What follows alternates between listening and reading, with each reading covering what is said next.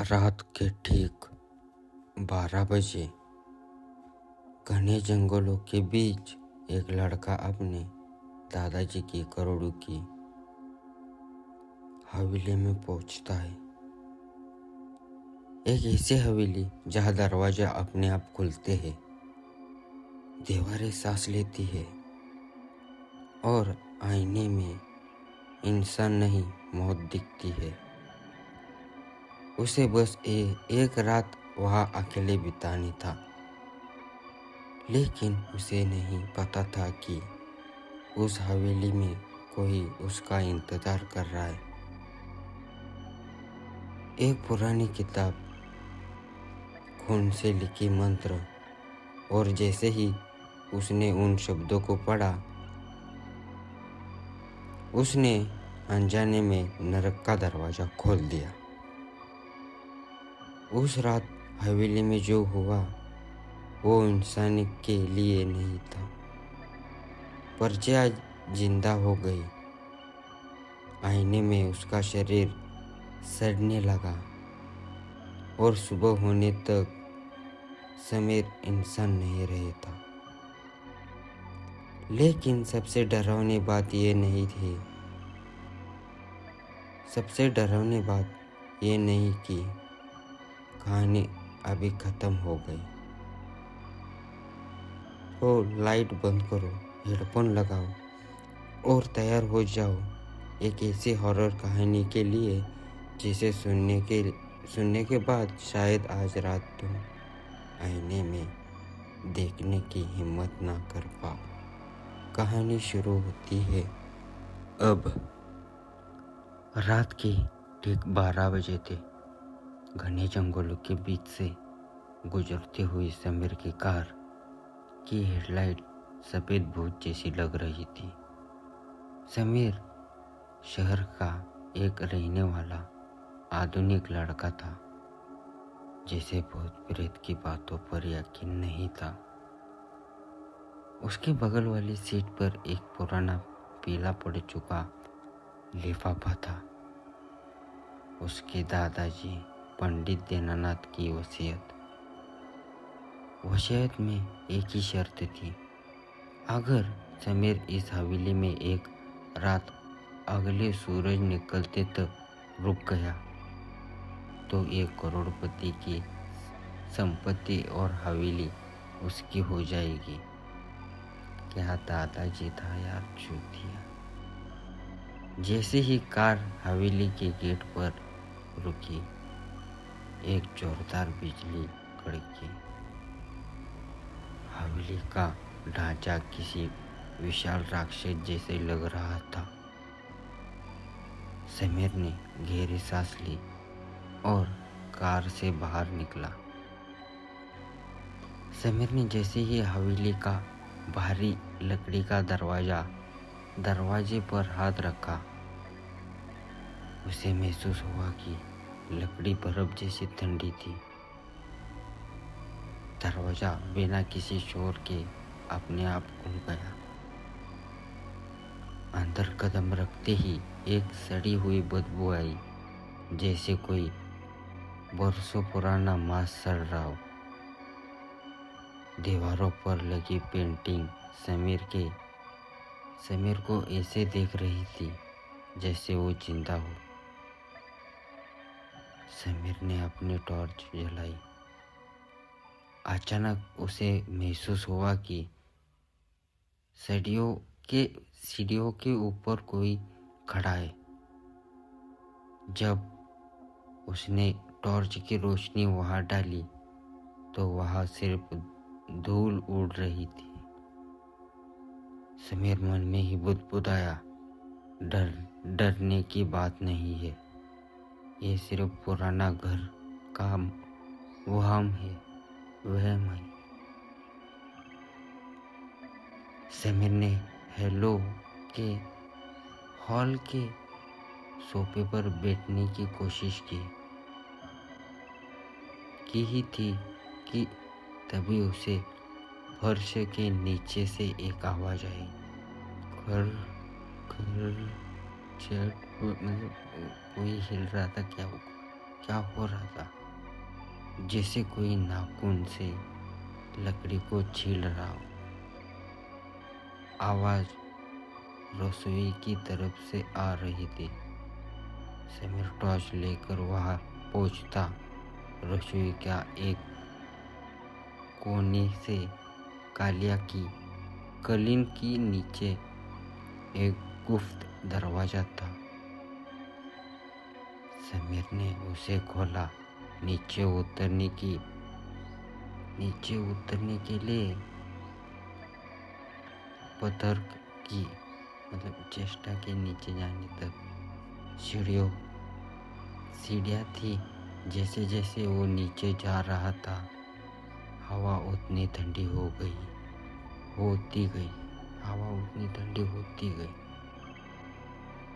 ये समीर चूतिया भाग जाना था, लेकिन करोड़ की संपत्ति जाती हाथ से। क्या बंदा है यार। समीर के मुंह से धुआं निकलने लगा। बोलते हो ना, इस ठंड में बहुत। नीचे एक लोहे की संदूक को भारी जंजीरों से बांधा गया था। समीर ने वसीयत के साथ मिले चाबी से उसे खोला। वसीयत की वो चिट्ठी थी ना, उसके साथ चाबी भी थी। ले अंदर कोई खजाना नहीं था। वह एक पुरानी किताब थी जिसका कवर इंसानी खाल जैसा लग रहा था। उस पर लिखा था, ग्रंथ ए रूहानी। वो पंडित जी का लड़का था ना, इसलिए ग्रंथ लिखा था। समीर ने कुतूहल में आकर किताब का पन्ना पलटा। पन्ने पर खून से कुछ अजीब से मंत्र लिखे थे। अचानक हवेली की खिड़कियां जोर जोर से पीटने लगी। समीर घबरा गया और अनजाने में उन शब्दों को पढ़ बैठा। मृत्यु जागृतम देह अपूर्णम अंधकारयनम। जैसे ये शब्द पूरे हुए, पूरी हवेली में एक चीख गूंज उठी। तह खाने का दरवाजा धड़म से बंद हो गया। समीर की टॉर्च की रोशनी नीली पड़ गई।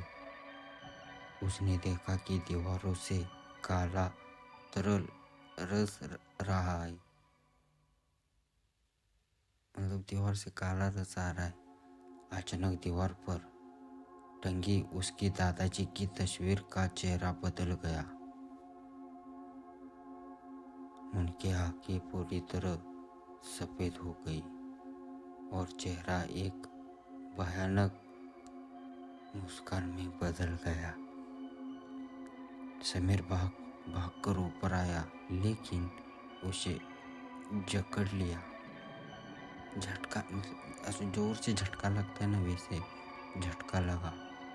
हवेली में मुख्य दरवाजे की जगह अब सिर्फ एक सपाट प्लेन दीवार थी। खिड़कियां गायब हो चुकी थी। वो एक पिंजरे में कैद हो गया था। अचानक फर्श पर उसकी अपनी परछाई हिलने लगी।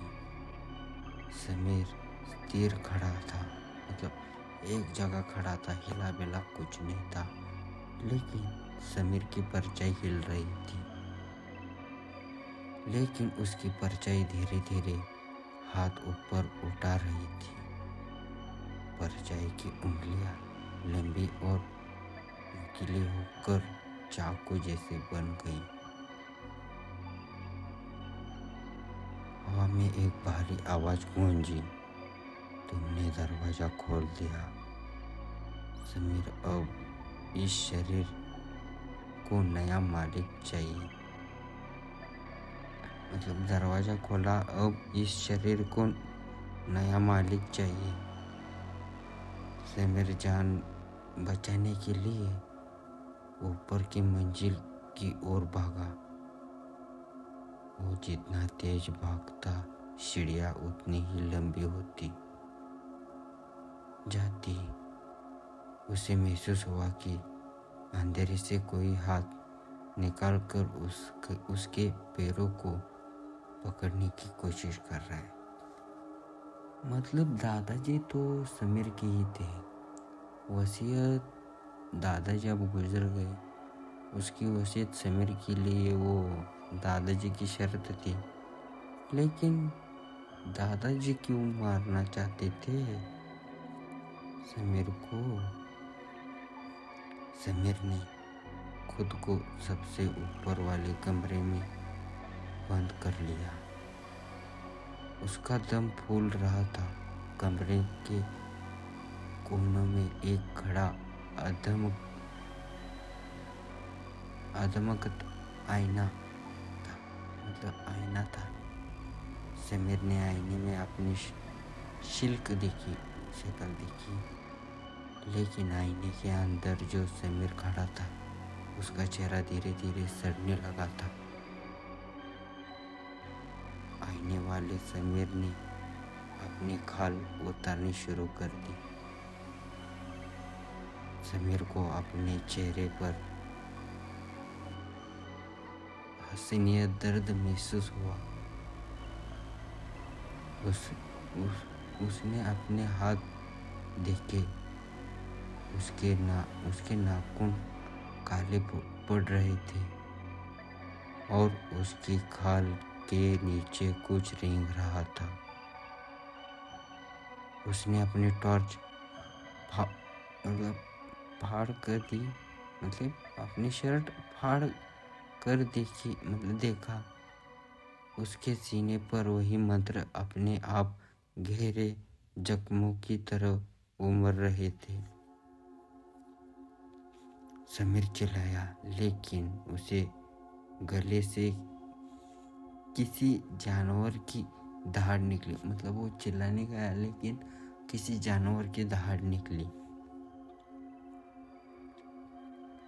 सूरज की पहली किरणें हवेली पर पड़ी। हवेली का दरवाजा अपने आप जगह पर था। मतलब गेट था जगह पर। अब पुलिस की एक टीम वहां पहुंची, क्योंकि पड़ोसियों ने रात को चीखें सुनी थी। हॉल में समीर शांत से बैठा चाय पी रहा था। वह बिल्कुल ठीक लग रहा था। मतलब रात को कुछ हुआ ही नहीं, ऐसा लग रहा था। उसके चेहरे पर एक अजीब सी चमक थी। समीर जी, आप ठीक हो? मतलब पुलिस ने पूछा होगा, समीर जी आप ठीक तो हो? रात को बहुत शोर सुना गया था। समीर मुस्कुराते हुए, बिल्कुल ठीक इंस्पेक्टर, बस पुरानी हवेली है। रात को हवाओं का शोर होता रहता है। इंस्पेक्टर ने समीर से हाथ मिलाने के लिए अपना हाथ आगे बढ़ाया। जैसे ही उसने हाथ मिलाने, इंस्पेक्टर के चेहरे का रंग उड़ गया था। समीर का हाथ बर्फ से भी ज़्यादा ठंडा था। इंस्पेक्टर ने समीर की कलाई की तरफ देखा। समीर ने घड़ी पहनी थी, लेकिन घड़ी के नीचे की खाल पूरी तरह काली पड़ चुकी थी और वह कोई नब्ज नहीं। मतलब वो शरीर में होता है ना, मराठी में उसे कुछ तो बोलते हैं, हिंदी में भी कुछ तो बोलते हैं। पल्स नहीं चल रही थी। हाँ। समीर ने इंस्पेक्टर का हाथ कसकर पकड़ लिया और उसके कान के पास झुककर बहुत धीमी आवाज में कहा, मेरे दादाजी ने कहा था कि इस खानदान का खून कभी खत्म नहीं होना चाहिए। अब मैं कभी नहीं मरूंगा। समीर की आंखें की पुतलियां अचानक गायब हो गई और वह सिर्फ अंधेरा छा गया। ये कहानी आपको कैसी लगी? अच्छी लगी तो लाइक सब्सक्राइब कर दो। मिलते अगली कहानी में। धन्यवाद।